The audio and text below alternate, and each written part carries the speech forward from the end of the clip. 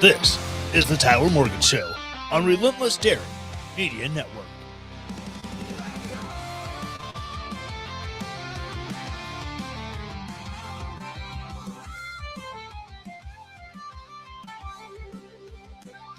Welcome to the land of bourbon and bad decisions, where the nights are long and the truth cuts deep. Voices rise against the tide with clear intentions, in a place where freedom never sleeps. Echoes of the past in the halls of tomorrow. The light will chase away the whispers of sorrow. Stand tall, never bow, the fight's just beginning. With every word, the fire keeps on spinning. Let the rock got a message for the nation, raising up the flag with no hesitation. Through the storm, the fire burns bright. On the edge of reason, we defend our rights. Whoa.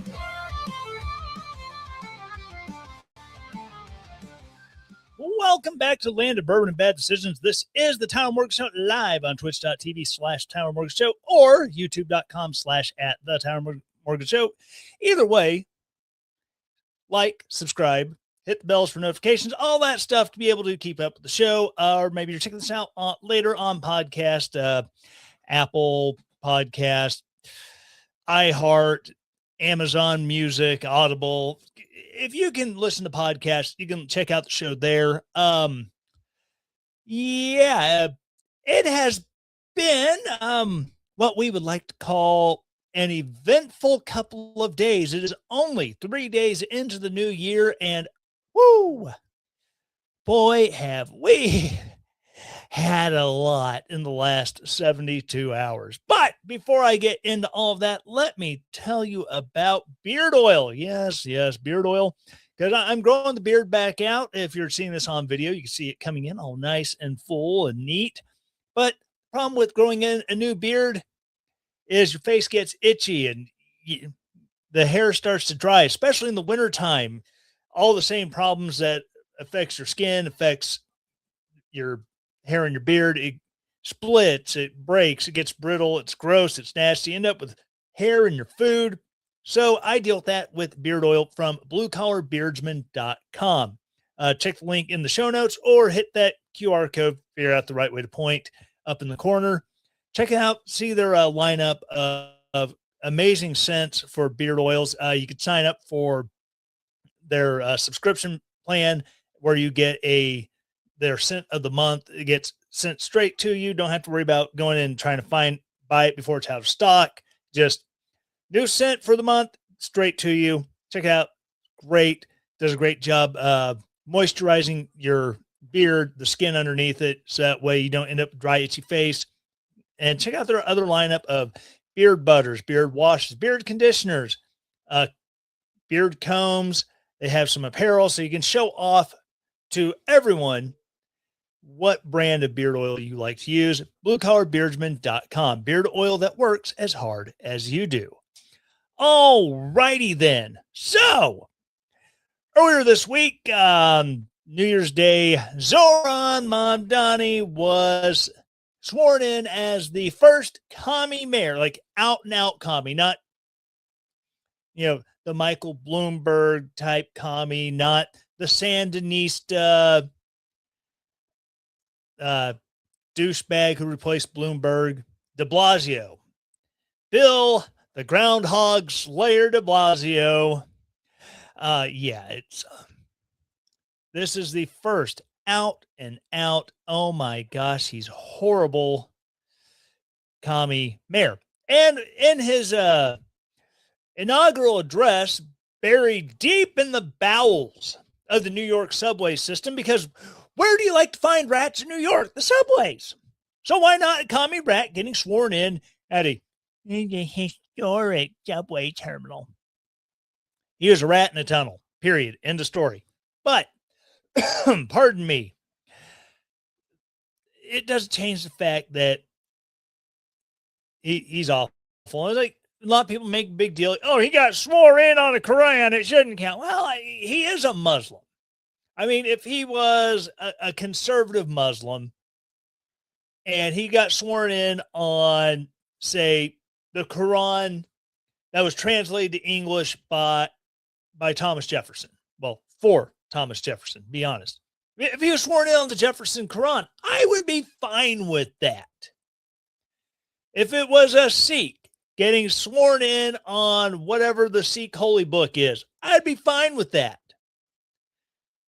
I think people got a little too worked up over that. I mean, granted, he has some very Islamunist takes on things. There's a globalize the Intifada. Yeah, we need to globalize the Intifada from the river to the sea. Palestine will be free. Yeah, screw that crap. I'm not a fan of that.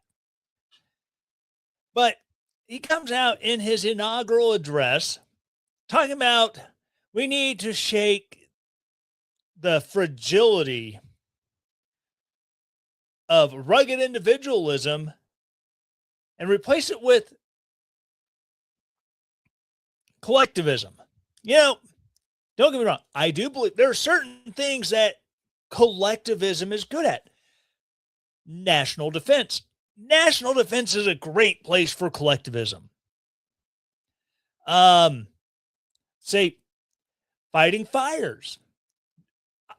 Granted, there are private firefighting companies that you have to subscribe to their service. A lot of rural fire departments are funded through membership fees, which are usually tacked onto your property taxes. But that's neither here nor there. But these are things that you pay for as a collective. Even the private fire department services, private security services. For you live in a gated neighborhood with private security that patrols. I'm not talking like the armed guys, just renting cops that drive around, make sure no one's up to no good. That is funded through collective funds, and I'm cool with that. As part of the whole the social contract. You have a contract with society that things that are inherently best for society, policing, private police forces are usually not good. It turns into thuggery, which some public police forces turn into thuggery as well, but it's neither here nor there. The idea of things that are best handled by the collective, and all this stuff, which again I'm fine with. But when we start looking at things like, well, healthcare should be taken care of by the collective. Okay. Canada, how's that working out? Britain, Great Britain, all these other places where you don't have a choice but the collective argument. These things, that's where it really starts to fall apart, which, yeah, if you need to go to your primary care doctor for anything in Canada, you usually get in fairly quickly. But that starts to fall apart when you need specialists, when you need certain procedures, especially life-saving ones for deadly diseases like, I don't know, cancer. This has been raging on TikTok, where there is a Canadian who moved to the United States. She seems to lean a little more left than right, but she's also what you call an honest broker. See, because she gets accused of, oh, you drank the American conservative Kool-Aid. And she goes, no. See, and she responds to these comments and she goes, just for you. And she holds up a folder with notes, with the receipts. She has looked into it, and she points out where all these things of collective health care have failed. And, and Zoran Mamdani, he wants to keep touting all of this because in his mind, it's the right thing. Granted, we could look and see what the collectivization of, I don't know, Venezuela's oil production did after Hugo Chavez took over. which we can look at the collectivization of farming in China, and what, 5 million dead? Look at the collectivization of farming in Ukraine by the Soviet Union. Oh man. Oh wait, I can't bring up the Holodomor because that's just Nazi propaganda. No Ukrainians starved to death during a man-made famine in the 1930s. Because damn it, my brain. Wife and I were just talking about this earlier tonight. When you get ready to say a name, and just gone. Durante. Is it Walter Durante? I know it's not Jimmy Durante. He was the actor. But the Durante guy who got a Pulitzer Prize and later had it revoked posthumously because he was a douche, went and wrote all these propaganda pieces about how amazing the collective farming in Ukraine is going. And look at how great that Uncle Joe is running the Soviet Union. We should have this in America. Yeah. They listened to Durante saying that, no, nothing bad is happening, even though it was happening all over the place. But, the Holodomor, that's just Nazi propaganda against the communists. Okay. Look at how well collectivization worked in, I don't know, Cuba. Yeah, they collectivized all the casinos and the hotels, and yeah, granted they got rid of the mafia in Havana, but yeah, tourism really went down the hill because reasons. And look at how well they handled dissent in Cuba. I mean, no one was ever shot while standing against a brick wall in Cuba because they disagreed with Fidel Castro or his lapdog Che Guevara. Yeah, that never happened. Pol Pot never killed a bunch of people while the collectivization of everything in Cambodia.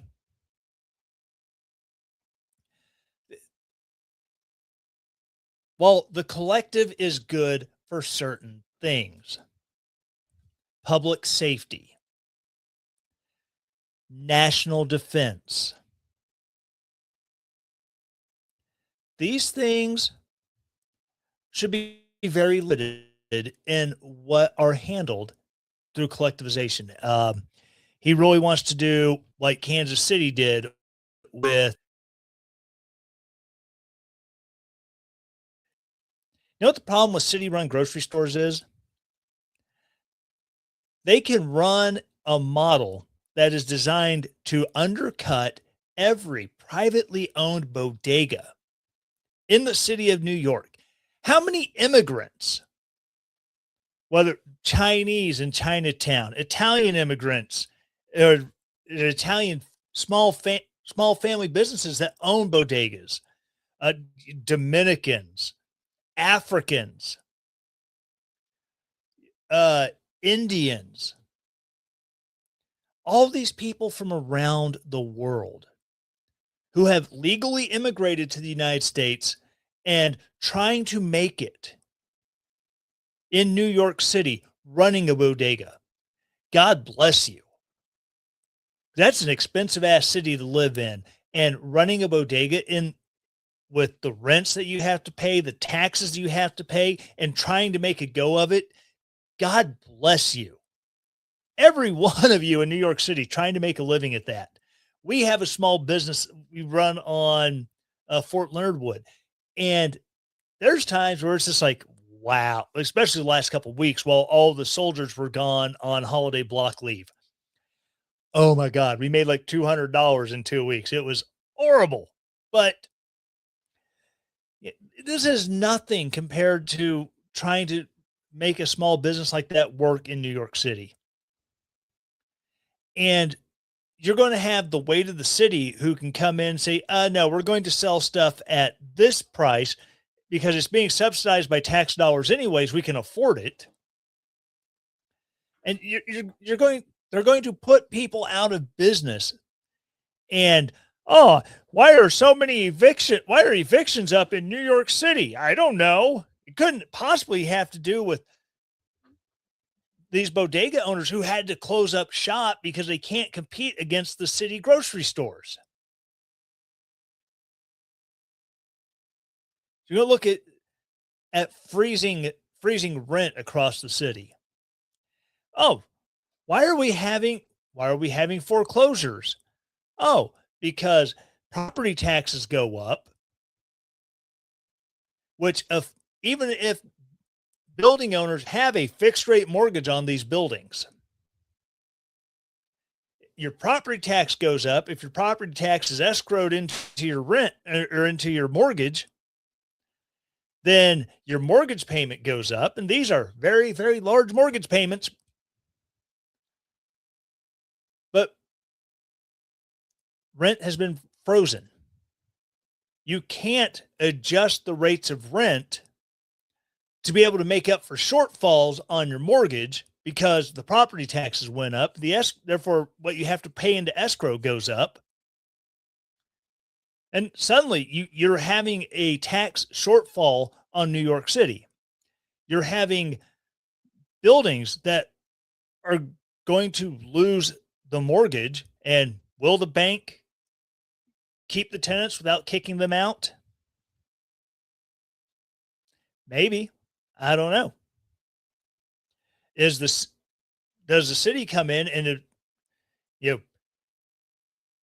because we're the city, we're just going to snatch up this. Now this is public housing. It's no longer a privately owned apartment.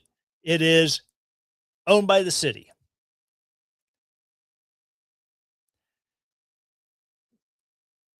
It's going to be a snowball effect. Just mark my words. Within the first 2 years of Zoran Mamdani being mayor, you're going to see city unemployment go up. You're going to see evictions and foreclosure rates go up for the city of New York. And the commies and the young, dumb Democrats who like, look at him. He's so young and handsome. We love him. Oh, we got to vote for that guy. They're the ones who are going to be going, oh my God, we need more of these policies to try to un-F the problem these policies have created. It's going to be an absolute disaster for New York City. New York City doesn't know it yet. Because no one in New York City looked at these policy ideas. Oh, did anyone else try these things? Free buses in Kansas City. That died after like 3 years. Free buses in this city. Oh, yeah, those died. City-run grocery stores. Oh, yeah, they had to close those down. Crap. Maybe these won't work. No one wants to stop and think about. No one wants to think because he's the shiny new thing. They want the shiny new thing immediately. And I'm sorry, the shiny new thing can shove its shiny newness right up its not so shiny backside. But New York City, you get what you vote for. You voted for a communist.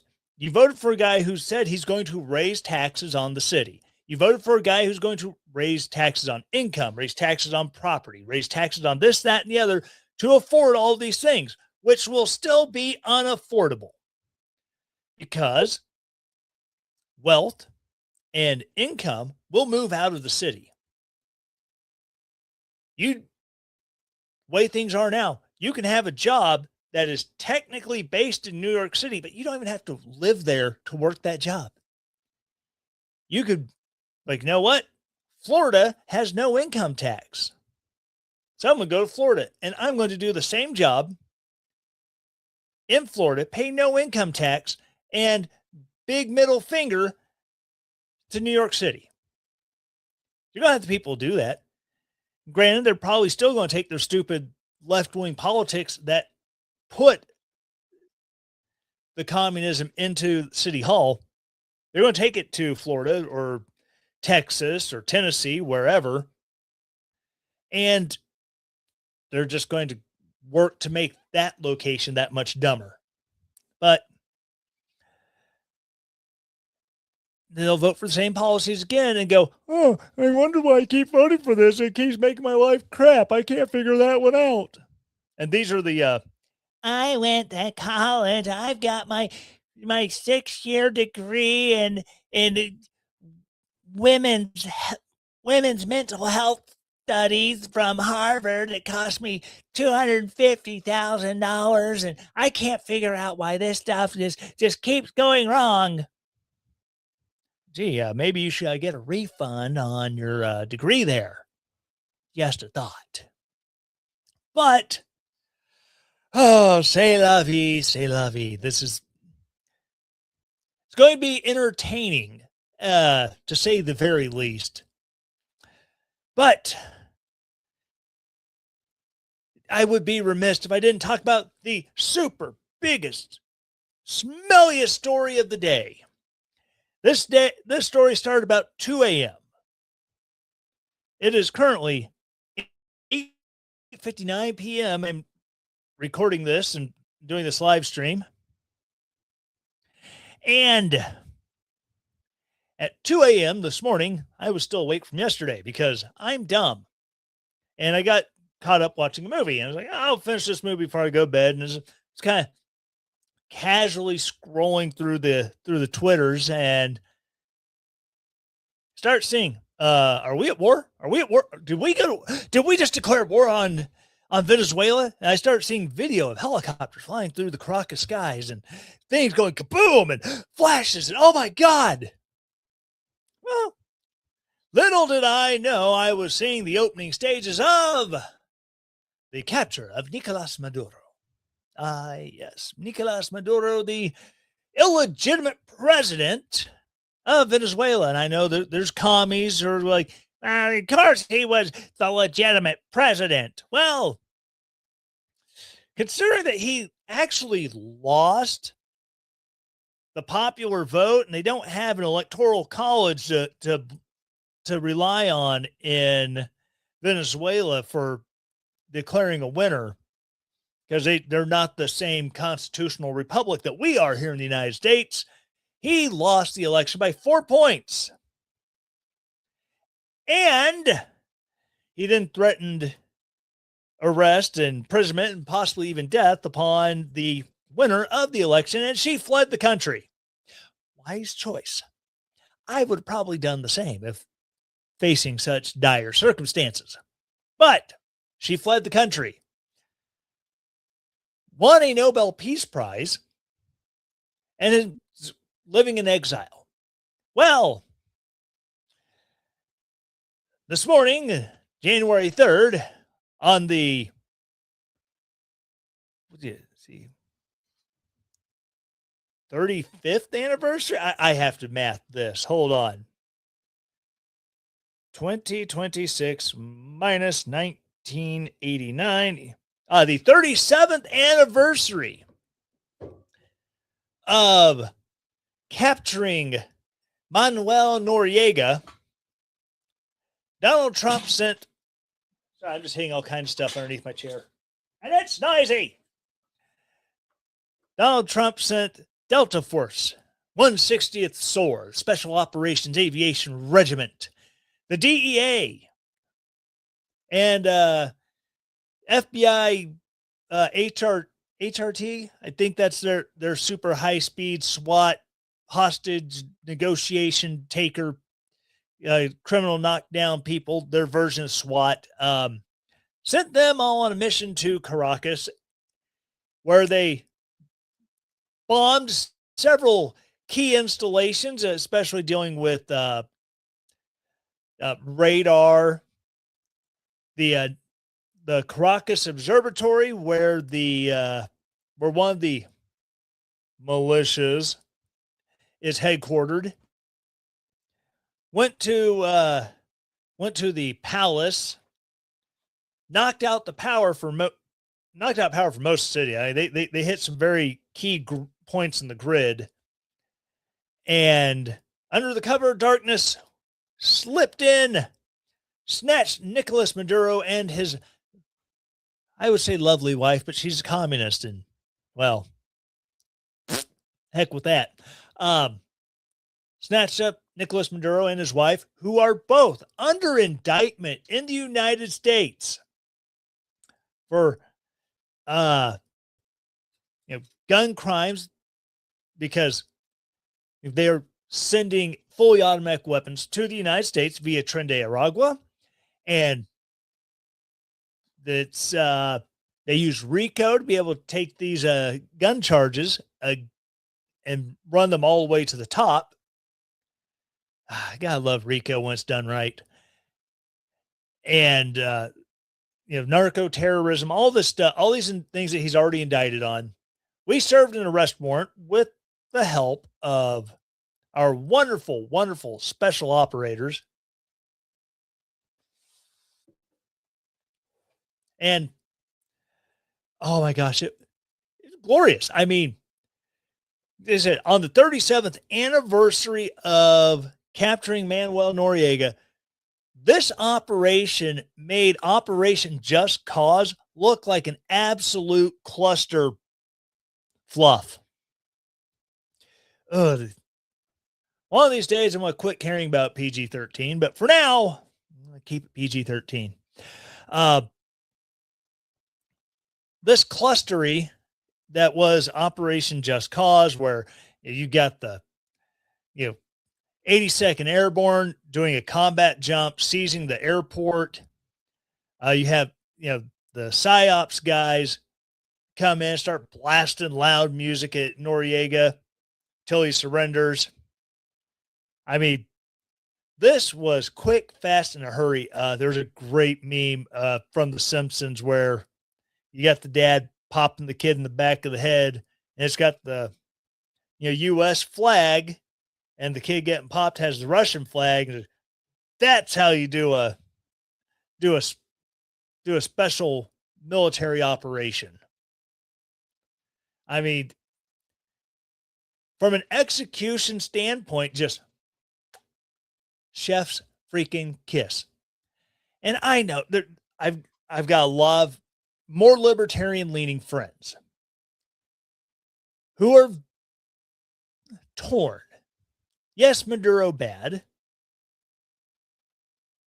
but no new wars. And see if I can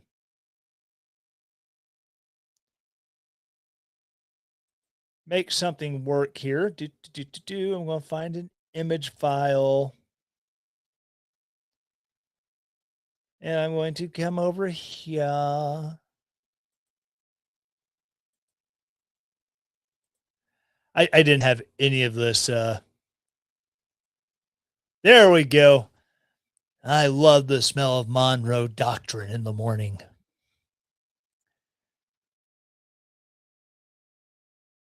Apparently I hit the wrong button. Took myself off of it. Yeah. Love that meme. Because for 100 some odd years, we had this idea that we're not going to let European powers interfere with the affairs of the Americas, of the Western Hemisphere. And it's a great idea. Don't be wrong. There's a lot of bad ideas come out of Europe. I mean, look at the whole communism thing. Yeah, we don't need to talk about 100 million dead over the past century. I'm just saying. We're not going to talk about that. But it was an attempt to stop European colonialism. And don't get me wrong, we had some American colonialism going on. We're going to be in charge. Okay. Cool, I guess. But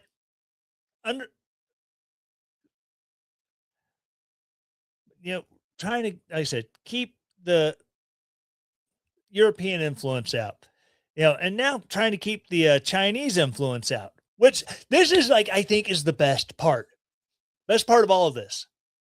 Earlier, like 4 hours earlier in the day, diplomats from China arrived in Venezuela to discuss security and bolstering security for Venezuela against the aggression of those horrible Americans up north. Those damn gringos are coming in here and trying to run our stuff, and they keep dropping kinetic weapons on our drug boats, and it's horrible. We need help. Well, I mean, they already had these amazing Russian rocket launchers that were set up to be air defense against helicopters and planes coming in and blowing stuff up. Venezuela, I think you need to ask for a refund because they did not do jack squat. Oh, I wish I had the picture of it. It's got Elon Musk sitting up in bed, just eyes barely open, just all bedraggled. It's like you're a Chinese diplomat when things start going boom at 2:00 in the morning while you're in Venezuela. Now, and as far as posturing goes, I mean, this is great posturing because with Xi Jinping potentially having his eyes set on taking Taiwan later this year, sometime next year. What does this do to you if you're Xi Jinping? When you just look at what happened and go, holy crap. They have the air defense, the same air defense system we have that we stole the designs from the Soviet Union, or we bought from the Soviet Union, built on our own, and we sold to them. And they didn't do squat. Not one helicopter shot down. The only injuries were from small arms fire. And it's my understanding that those who were injured will recover just fine, which is good. But what does this do? What does this do to you? If you're telling the world that you can beat any American system, and then you watch your system just not do jack crap. Fudge. It makes you wonder about your 4.5 generation fighter planes that are supposed to be on par with the American F-35, the American F-22s. You look at the designs that you managed to steal and copy and tweak to make your own, and you go, shoot, that ain't good.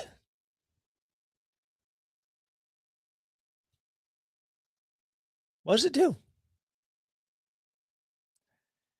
Because we have just shown that we can go anytime, any place,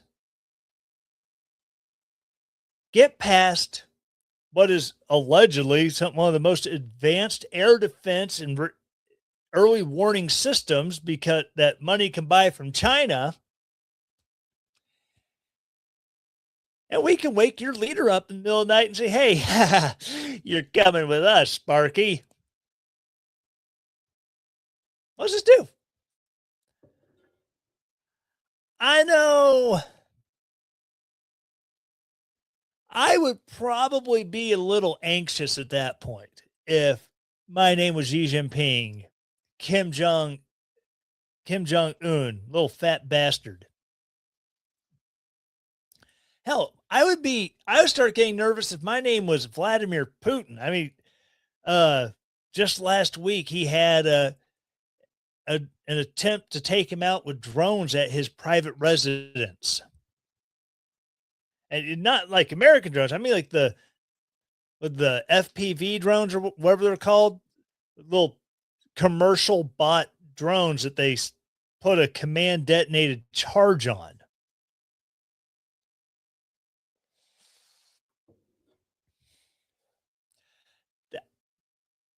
Dang. But now you have all these people freaking out. Oh, what they did was illegal. Well, let's stop for just a second. Let's actually dive in to what the War Powers Act says about congressional notifications. Ideally, if the president is able to, he will give Congress advance notice of sending military in to do X, Y, or Z. This is it's an important thing. You know, if the president wants to commit troops to going to insert third world nation because there's been a natural disaster and he wants to send U.S. troops to help with relief, like we did with Haiti after that massive earthquake several years ago. As commander-in-chief, you say, hey, Congress, call in the Gang of Eight. You're going to have the party leadership from the House and the Senate, Speaker of the House, chairs and ranking members of, I think, the Intelligence or Armed Forces committees. Call them in, get them on a teleconference if you're not readily available as the president. But hey, I'm giving you notification. I'm sending U.S. troops to the Dominican, to Haiti, to insert place here to do humanitarian response to this natural disaster. All right, cool. It's understandable. Doesn't require declaration of war. It's just a congressional notification because, hey, I'm the commander-in-chief. I'm doing this with the military. Got it. Checks and balances. But then you start getting into kinetic operations where doors are going to get kicked in and we need to be able to get troops there quick, fast, in a hurry. Now, if it's a place like where we already have troops stationed, say Syria, Jordan, and you're going to need to boost troop levels for whatever the security reasons it is. Notify Congress, hey, I'm going to be moving 2 brigades into this theater where we already have troops.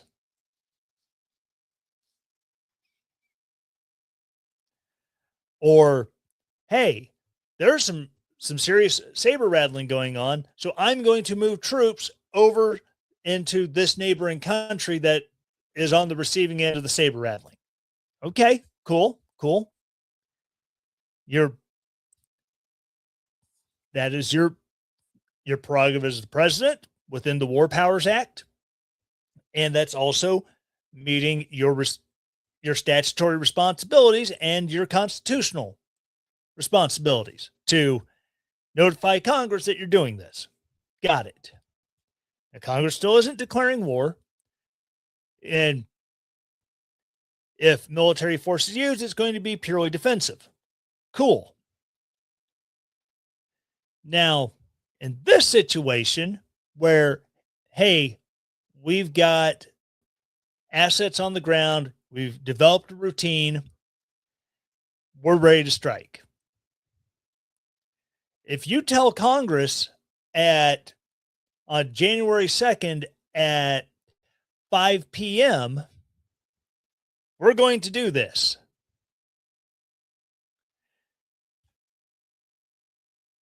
Now, what is to stop one of these members of Congress who wants to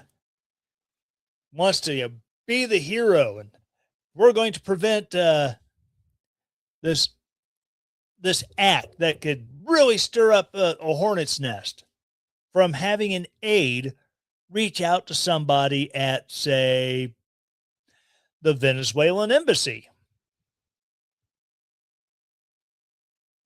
and say, hey, there's going to be an operation against President Maduro. If you can sneak him out without getting caught, it would be muy excelente. That's the reason why certain things do not get prior notification. And the president, per the War Powers Act, has a duty to notify Congress within 48 hours. That is in the law. That is the law that was passed. And people in Congress, lots of Democrats, like, oh my God, oh, this is a violation. Oh my God, what about the Constitution? Well, okay, he is acting within the Constitution because he does have these powers as the commander in chief.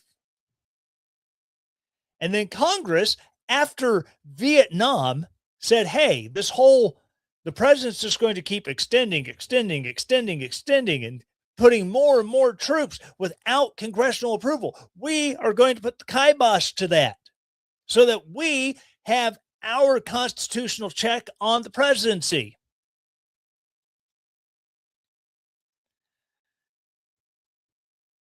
The Congress in 1976, when they passed the War Powers Resolution, gave that prerogative and that timeline to the president. So once everything had kicked off, 35 minutes later, they have Maduro and his wife safely on an aircraft heading it back out to sea. Marco Rubio contacted the Gang of Eight and said, hey, this happened. This is your notification.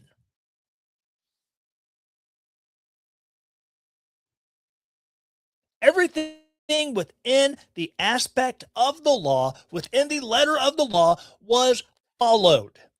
Democrats, no one violated the law. Now, I get the argument that, well, this is a sovereign nation. This is the president of a sovereign nation. You just can't go snatch him up off the ground, blah, blah, blah. Yes.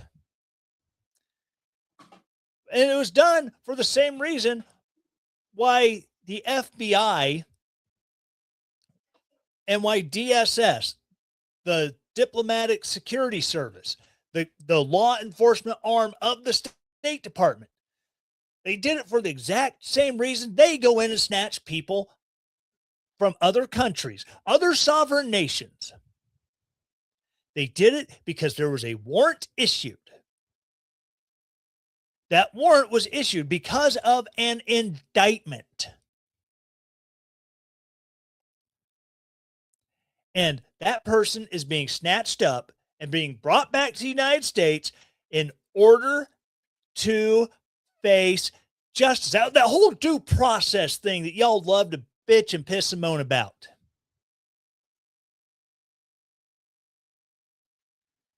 Nicolas Maduro and his wife were both indicted by a grand jury in the Southern District of New York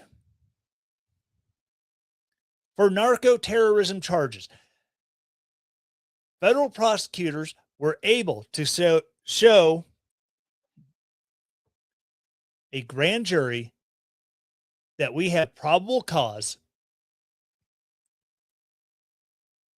to issue an indictment and try him.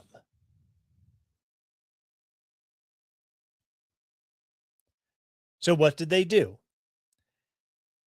In a DEA-led, a law enforcement-led operation that was supported by Delta Force, by 160th SOAR, and staged on Navy ships, was conducted in order to apprehend a fugitive from justice, regardless of his political role in that country. I don't care if it's Nicolas Maduro. I don't care if it's Juan Felipe out on the street. If they're a fugitive from justice and they are captured and brought back for trial, awesome sauce. I mean, no one gave a crap when U.S. law enforcement went to Mexico and picked up El Chapo after he escaped. That's because he was El Chapo. He was a cartel gang leader. He was a mob boss. Well, what happens when the mob boss happens to be the president? Suddenly, y'all start changing your tune because, oh, he's the civil leader of the country. Oh, you just can't go in and do that. Well, they just freaking did, didn't they? I'm going to say the same thing, that every time people have an issue with a constitutional role in the government, if you don't like the law, don't just sit and piss and moan about it. Change the law. Period. End of story. It's not like they violated the Gerald Ford prohibition on assassinations. They just didn't go and pull the old CIA surprise, kill, vanish. Ha! They didn't do that. They didn't. They didn't execute a presidential finding for the summary execution of a foreign leader. They didn't just drone strike him like Barack Obama did to an American citizen, because they were so people demand. The people demand to have due process. Yeah, his due process was, oh, you know where he's hiding in Yemen? Yes. Eliminate him. John Walker Lind was literally picked up on the battlefield while aiding in a prison escape that left a CIA officer dead in Mazar Sharif. And guess what? John Walker Lind was not summarily executed on the battlefield by 5th Special Forces Group, even though they would have been well within their rights because it was in the middle of a prison break and he was an enemy combatant. No, he was captured, identified as an American, and brought back to the U.S. for justice. Now, he should have been tried and found guilty for treason, but that's neither here nor there. The fact of the matter is, he got due process. Other Americans on the battlefield did not get due process and were summarily executed by our government. Nicolas Maduro was apprehended, brought back to the United States,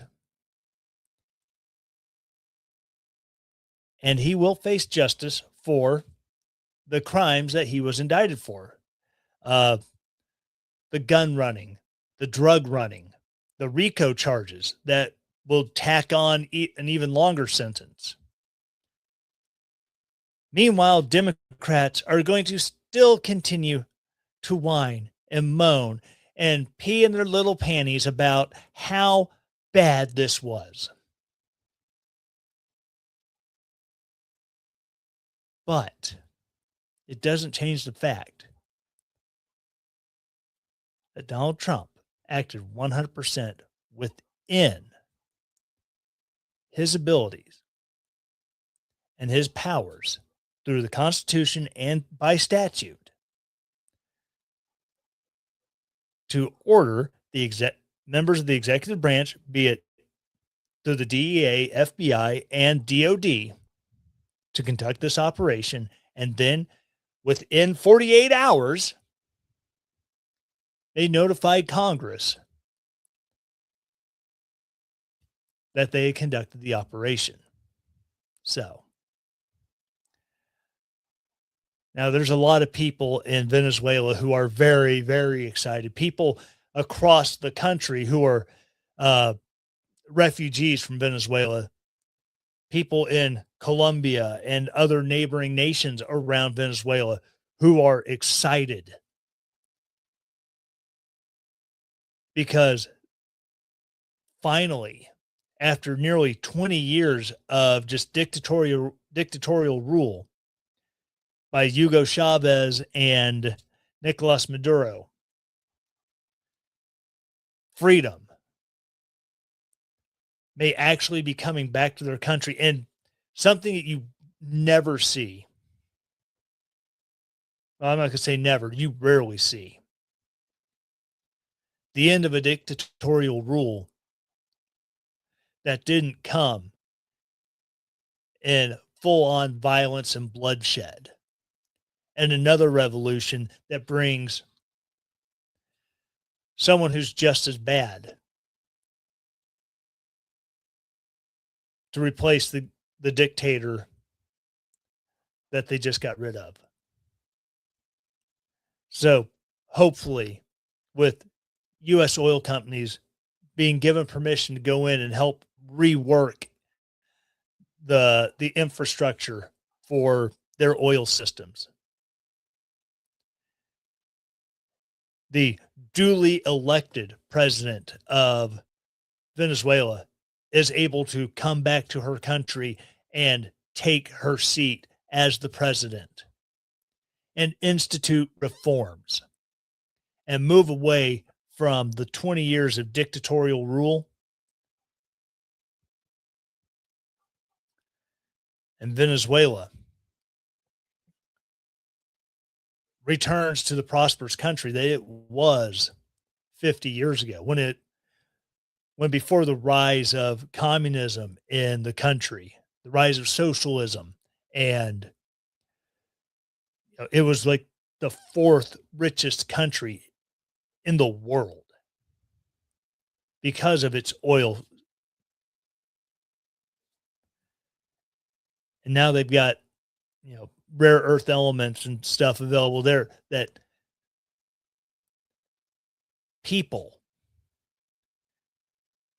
can go start a mining company and start mining it. Now, is it going to be great for the environment? Probably not, because they're probably going to be trying to dig it out and make it work as sell it as quick as possible, and won't necessarily have the safety standards that we do here in America. And yeah, it's going to have a few environmental issues, but the people will have an opportunity that they have not had in 20 years, in a generation, to be able to make a life for themselves that the government had willfully kept them from. So, except for a couple hiccups with commies here in America, I think 2026 is off to a pretty damn good start. All right, so that's going to wrap it up. Again, thank you for joining me live. If you're not joining me live, please, Saturday nights, I know usually 10 p.m. Central Time is when I'm kicking it off, but every now and then I'll pop off early. So it's a good reason to subscribe, especially for YouTube. Subscribe, hit the bell for notifications. That way, when I do go live or I post new content, you will get notified that boom, it's there and you can join me. Twitch.